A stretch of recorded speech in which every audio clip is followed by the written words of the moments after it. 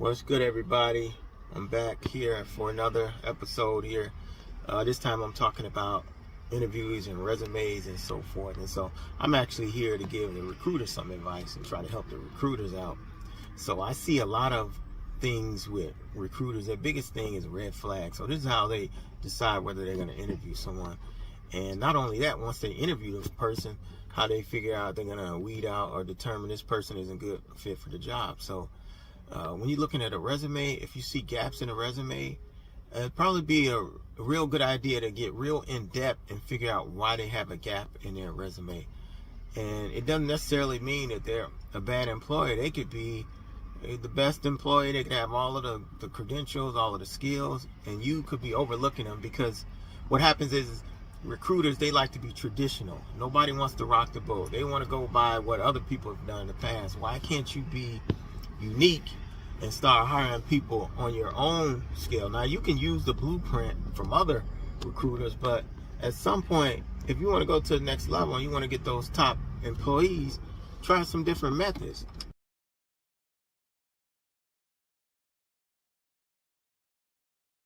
And you could be missing out on talent. So I was looking at a couple clips, and I know one of them was like I was talking about the gap in employment. I think another one is longevity. They're looking for longevity in your last position. That could have been a bad job. They could have just picked that job, and it was just a bad pick for them.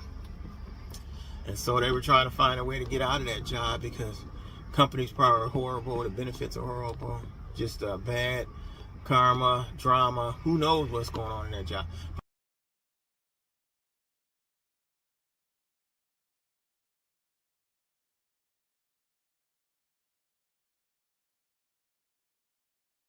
So be a little bit more in depth.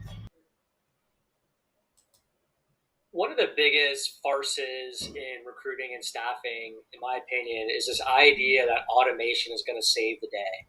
It's going to allow you to go to the beach and go on vacation and sleep in and do nothing because your automated recruiting business is going to make money for you in the background on autopilot 24/7.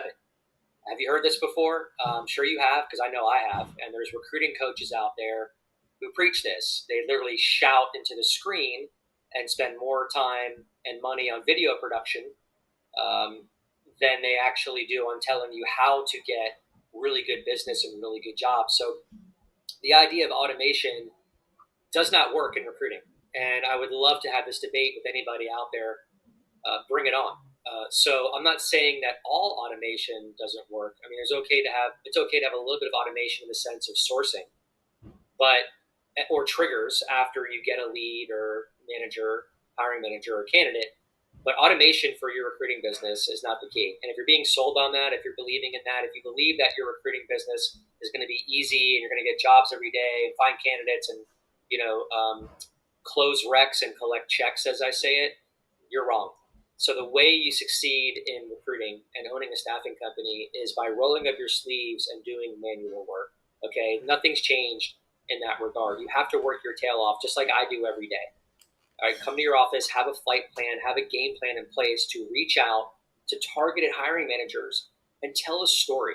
All right, create a conversation with these hiring managers. Stop with the sales pitch. They can smell it from a mile away. People don't want to be called. So cold calling is a joke. Don't be cold calling.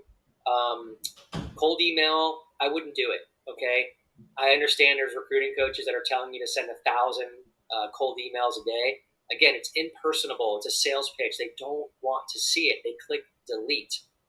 There's ways that we can teach you on how to reach out to the right decision makers and tell your story and create a conversation that's going to help you cultivate a relationship to get really good job orders. Like, I'm talking search fees of $50,000 or more. Can you imagine making a few of those every year? I just received one for $100,000. I closed a $100,000 search fee for a CTO with a startup technology company from creating a conversation with their CFO and their CEO. So this can be done. There are companies out there, lots of them, that are willing to pay a lot of money to hire you to help them find the right person for their organization. So what are you waiting for? The opportunity is out there. You got to go out and get it. Forget the automation. There's no shortcuts. There's no lottery ticket in life. You have to work your ass off, and I can teach you how to do some manual work that'll yield you phenomenal results, and you can still work for yourself, and you can still go on vacation, just like I do. Thanks, guys. In this video, we're going to talk about recruitment and, in particular, sourcing. It's the specialty of today's guest, and I'm really looking forward to talking to him. Let's get going right now.